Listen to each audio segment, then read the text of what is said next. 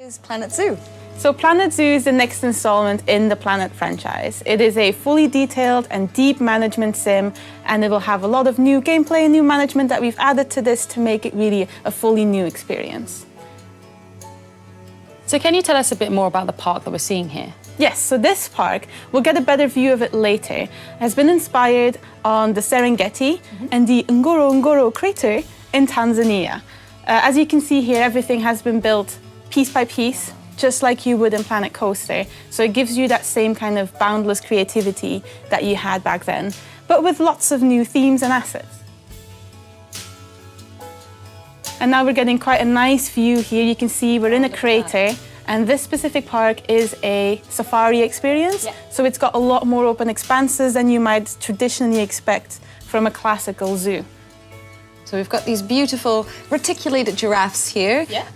Can you tell us a little bit about the authenticity of each animal? Yes, so for every animal that we create, we try and be as authentic as possible. We go into all the little details. How does it walk? How does it behave? You know, what does it look like? We try and really replicate the fur. We want to make it feel as lifelike as possible. And, you know, we do that for the big ones as well as we do for the little ones. So here you've got a little springbok.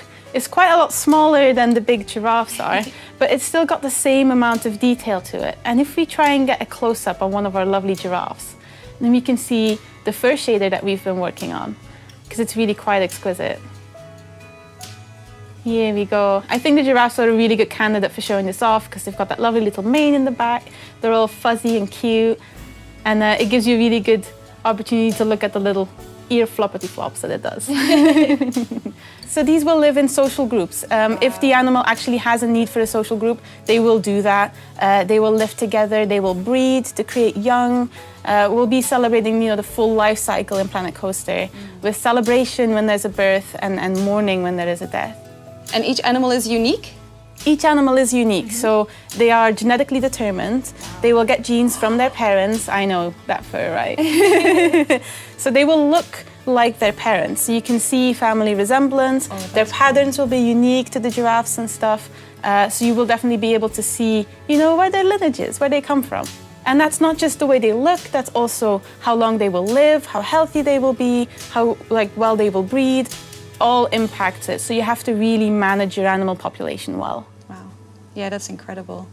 Yeah, and it's lovely to see that you can have mixed habitats as well. Yeah, well, a lot of animals in the wild would, you know, live together. They have kind of traits that play well with each other. Right. And we've got another example of a mixed habitat just across the lake, which will illustrate that as well. These animals look absolutely outstanding. They're so good. The character team does such a good job on them. And the animation team as well. It's all just stunning. So in this habitat, we have some zebra and some black wildebeest. And they, in the wild, they will also share because their complementary behaviors help them to detect predators. Exactly. So by putting them in the same habitat, we consider both the animal species to be enriched. Oh, cool. And these are also herding animals, which means that they will feel the need to form a pack, and often you will see them herding together through the habitat. Oh, that's amazing. You just touched on animal enrichment. Can you tell us a bit more about that?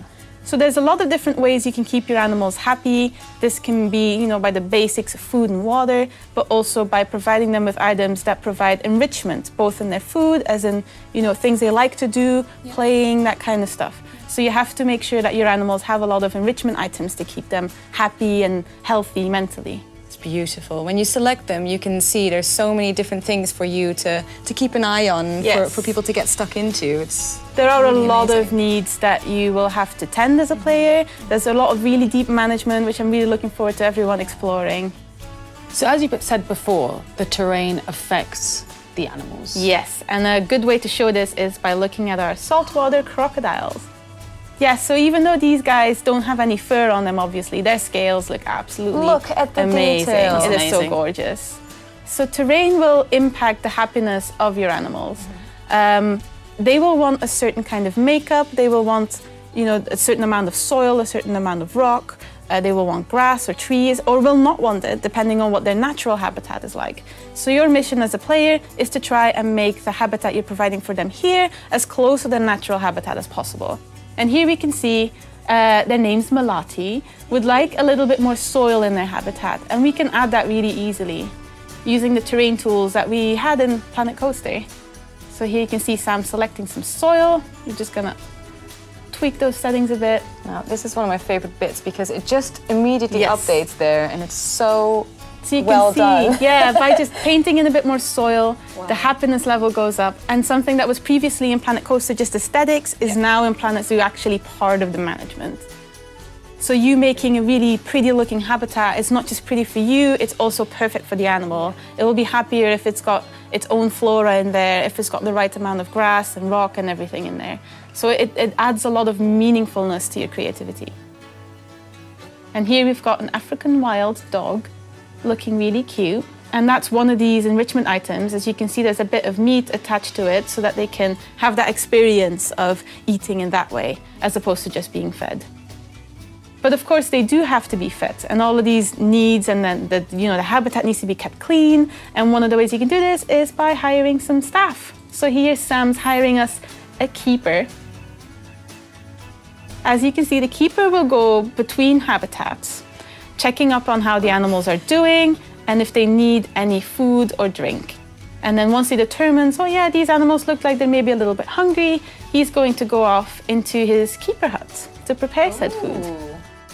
And this is really exciting. So I'm happy to tell you guys that in Planet Zoo, the interiors of buildings are no longer off limits. So you'll be able to see your keeper at work in his own little habitat. So here you can see he's going to start preparing some food. The food can be updated through research and made perfect for your animal's dietary requirements and needs. Yeah. That will, of course, make it more expensive as well, which will play into the management side of things. There's been a lot of attention to detail, even in this. A lot of the spotlight is on our animals and how authentic they are, but we also want to make sure that we keep that same amount of attention to detail in these things as well. So here we can see he's done preparing the food. So the food that you prepare will also be done per animal, and you can research more into the animal to make the food more appropriate for their specific dietary requirements and needs. This will also make it more expensive, so that plays into the management again. So here he's just going to quickly fill up that tray of these hungry dogs. There we go. Feed. Yeah, and they will come, sometimes they'll see the keeper entering and they'll just be like, oh, it's food time, and they'll all start running towards the food tray, and that's really fun to see. But in terms of zookeepers, yes. how do you optimize their schedules and their time in your zoo? Yes, so you can place down multiple keeper huts, which means that you'll have more bases they can go to. Right. Or you can place more habitat gates, but there's a downside to that. So the guests will not want to see the staff facilities. No, that's interesting. Yeah, it upsets them. And that means you gotta find out a way to keep them separate. So either you put more scenery in front of it, or you use staff paths, which is a new feature that we've added to Planet Zoo. So these paths can only be walked on by the staff. Guests can't walk on it. And that means you can really easily cordon off certain areas of the zoo for staff only. Yes. Yeah, That's brilliant. That's Yeah. so exciting. So that allows you to maximize your keeper's, output while making sure that it's still, behind closed doors like you would in a regular zoo. Absolutely, absolutely. So we are seeing the Africa theme African here. theme, yes. Will there be different themes in the future? There will be different themes. We'll be talking about them at a later date. I can't wait to show you guys the other ones that we've got in store, because there's some lovely things in there. Lovely. I'm really looking forward to it.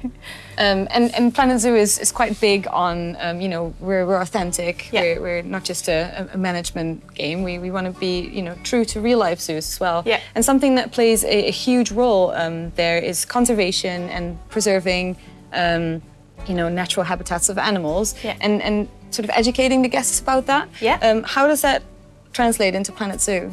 So Planet Zoo is based off the modern zoo. So as you said, we want to make sure that we educate our guests about the animals that they've come here to see. So nowadays, when you go to a zoo, you want to learn more about the animals that you're coming here to see. You want to know about their habitat, you want to know how they're doing.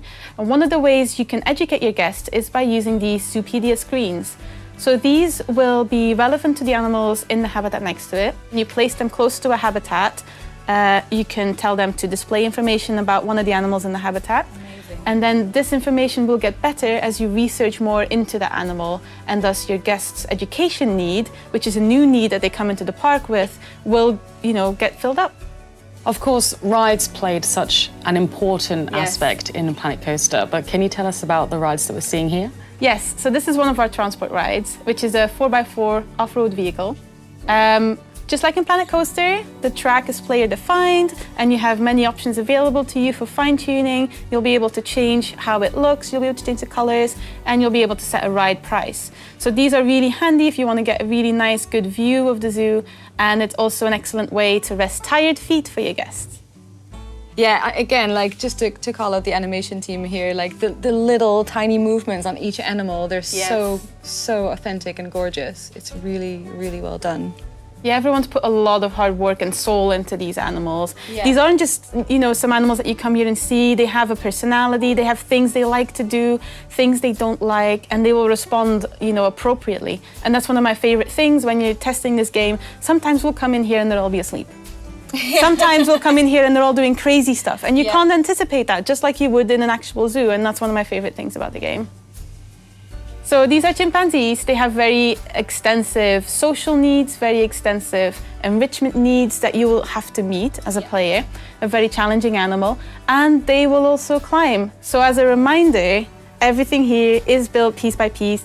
It's just amazing to see all of this that you can build yourself. They can climb on anything that can be deemed climbable. Wow, okay. So if you want to go wild and build your own climbing frame, you totally can, and these chimps will love it. Yeah. And you can use anything from trees, rocks, anything that's a climbable surface. Yes, your animals will interact with everything that the player, builds and makes. They'll be swimming and walking and climbing player-made environments. Amazing. Yeah, which is one of careful with those roofs as well. Yes, yes, good point, Bo. It's so much fun, and it means that, again, your creativity is going to be really meaningful, because your climbing frame's not just going to look good, it's actually going to function. And that's, one of my favorite things about this game. I think it has a touch of magic to it, to seeing the chimps just scampering everywhere is so satisfying. But not just that, it's also an amazing achievement of the team to be able to pull this off. Like, that seems something really special. We've had coders working on this pretty much non-stop for over a year now. They've put in so much hard work to get all of this up and running. And I think there's, no one else is doing anything like this right now, so it's really special to us. I know that a lot of people will want to see some of the smaller animals. These animals are absolutely outstanding, they're gorgeous, but we need to see some of the exhibit animals. I am loving this tour. Oh, it's amazing. It's great. I'm glad you're enjoying it. There we go. So here's an example of an exhibit building. In this specific exhibit that we'll be showing you today, we have the lesser Antillean iguana. So small. So you can see him there. We're lucky that they're out and about. Sometimes they like to hide, which you might know from, visiting zoos yourself. Absolutely. These are the animals that usually you have to do a bit of looking for. So just like the other animals, these have things that you need to tweak to make them feel at their happiest. You can change the temperature and the humidity in their exhibits to match what they would usually expect from a habitat, and that will improve their general welfare. They have needs, just like the larger animals, and they are just as important as your large habitat animals, and you have to take care of them the same way, and if you provide for them well, they will also breed. So there's a lot of enrichment levels that you can add to your exhibit, and these will add to their happiness with their habitat. And they will also mean that if you have two exhibits with the same animal in them, you can still make them look unique to each other, because you could swap out which enrichment you're using on every single one. So we've spoken about enrichment items, terrain, anything that can affect your animal's welfare. Is there anything else that we need to know? Well, we'll have a little glimpse of it here, but obviously animals' welfare depends on their environment most of the time. If it's a hot environment, you'll want to make sure that they're not too warm if they're not used to that, cold, not too cold if they're not used to that, and weather, just like you can see here. We will be going more in depth about weather at a later date, but we just want to give you a little sneaky peeky at what we've got going on here. If you build a shelter, they will shelter under it when it gets wet, or sometimes you can find these chimps sheltering under the bridge, which will also occlude the rain, so they can hide anywhere that the rain can't touch. Yeah, it's absolutely incredible the amount of detail for each individual animal that has gone into this game, and there's so much for people to explore and manage and creative. Like, there's something for everyone, it seems. And there's so many things we haven't even touched on, you know, our biome selections, life cycles in detail. We've only shown you the tip of the iceberg when it comes to our animal list. And I'm really looking forward to talking more about these as we go along.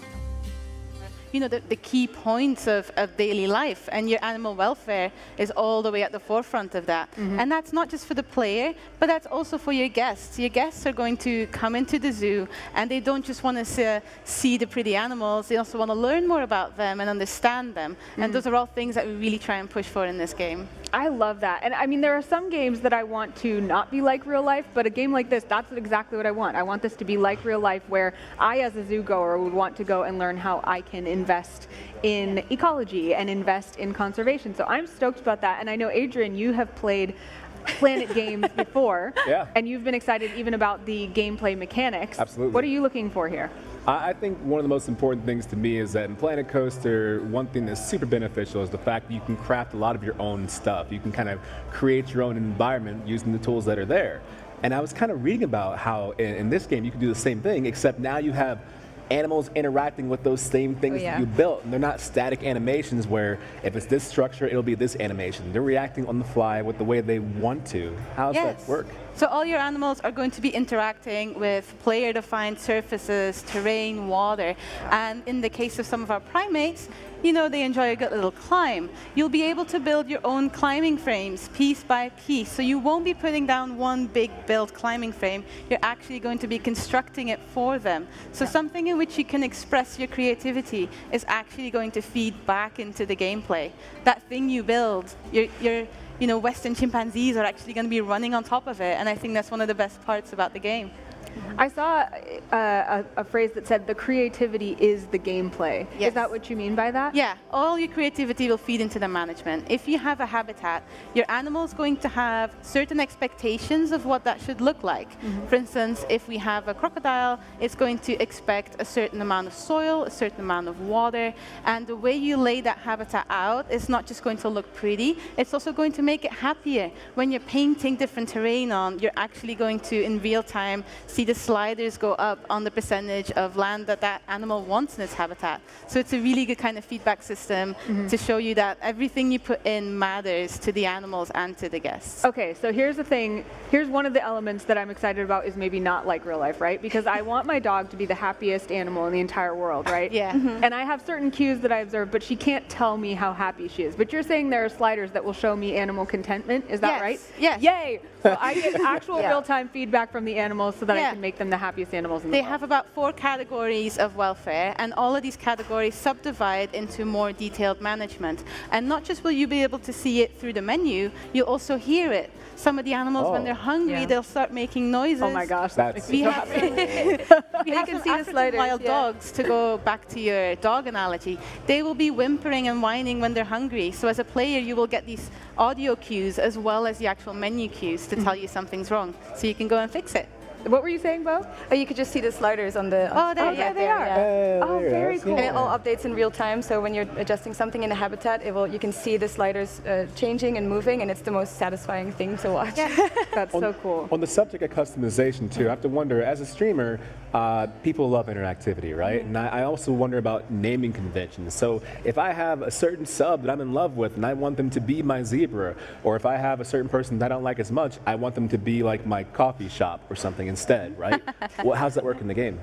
So your animals will come in with names that are given to them. However, you can change them. Hey. And the names that they come in with will be relevant to their country of origin. Oh, So that's a nice little touch that we've got. Yeah. Yeah. One thing that I was even learning, speaking of education and of animal welfare, is we saw the zebras and the wildebeest in the same enclosure, and you guys were telling me that that was intentional. Tell me a little bit about that. Yes, so we'll be doing mixed habitats. Essentially, if your animal would benefit from living together with a different animal, we want to encourage that. And plain zebra live very well together with black wildebeest because in the wild, their complementary behaviors help them to detect predators. So by putting them together, we consider them to be enriched, and that's really positive for their welfare. Oh, cool. I've seen the word enrichment around this game a lot. What does that mean? Yeah. There's loads of different enrichment items in Planet Zoo, so I don't know that we're passing through the demo a little bit here, but there's a couple of things that you can see that are items for the animals to interact with, just to keep them from, because you have needs like social needs, hunger, all of that will be there, but also enrichment, of course. You don't want them to get bored. You want them to have a good, happy, healthy life in the zoo. So yeah, we have all of that for everyone as well. Yeah, we've essentially gone and talked to zookeepers and asked, right, how do you keep this animal mentally engaged? Because even if it has a really nice habitat, you want it to be able to do things and have activities. So we'll be looking at enrichment feeders, where the animal has to work to get to their food. The giraffe, for instance, has a cone thing. You have to get in with their tongue to get to the food. And because that's part of what they would do in the wild, it contributes to their enrichment. And that's also ranging to toys. You can see your African wild dogs playing with a box and stuff. So there's a lot of things for them to have fun with. Your face was so great, Adrian. It's like, oh, I want to watch a dog play with a box so bad. I like animals so much, and I like the idea that this game caters to the idea of what it's like to go into a zoo, because a lot of times you go to a zoo and you go to like the cheetah exhibit and not doing anything, and people go, make the cheetah do something, and the game does the same thing. From what I've heard is that sometimes the cheetah is going to lay down because that's what they do. It's funny that you mentioned the cheetah, because we've been running the demo behind closed doors, and the cheetah is literally the least cooperative animal in the entire zoo. We've had only one demo where we went into the habitat, and it was using a scratching post. Every other time, they've just been lying down like, nah, they're lounging. make me do it. Can you capture that? Like, there's like a screenshot thing you can do, or a video capture that you can do? Yeah, you can take screenshots in game and stuff, so yeah. You can look at your cheetahs being disobedient to you the entire time. It's really good fun. It's like I have my cat at home. Yeah. Okay, Adrian's like planning to print these out in frames and put them on the wall. Entrance to my house, going to the bathroom, it's going to be nothing but planets the entire time. Amazing. I mean, we've had tons of questions, so obviously we've kind of been ignoring what's going on in the demo, but are there any things in the demo that you really wanted to point out that we missed? Well, you've timed it really well. I think I mentioned climbing frames earlier, but here you can see a first look at some of our primates. So these are the Western chimpanzees, and they're a highly intelligent social animal, so they have a lot of enrichment needs that you're going to have to take care of, and one of those is climbing. So the climbing frame that you saw there, that one is built piece by piece. That's one beam that we're using, one platform that we're using, all put together and kind of arranged so that your chimps can have a lovely time on it. Yeah. Every time I look at them, my heart just says I love them and I want to protect them. I know. I am so excited to get into this. So when we get our hands on the game, you said that, what was the date? 5th of November. 5th of November. Okay, great. And what kind of features are we going to specifically look for at launch? What are the cool things that we're going to be able to start playing with right away? So habitat construction is going to be really fun to play with. You will also be able to build buildings just like you did in Planet Coaster. Ultimately, you're in complete creative control. I think one of the fun parts is also going to be researching your animals, finding out more about them, fine-tuning all their habitats and all their food down to, the perfect.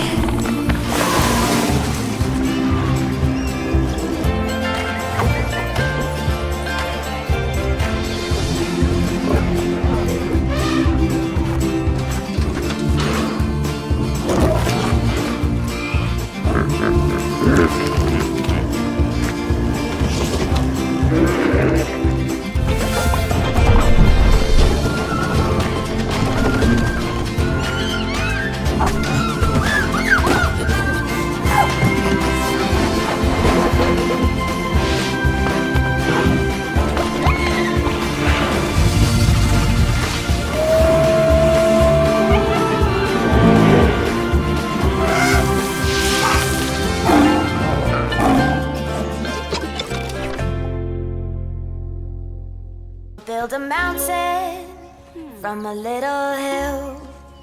Gonna build a mountain, I hope I will. Gonna build a mountain, gonna build it high. I don't know how I'm gonna do it, I only know I'm gonna try.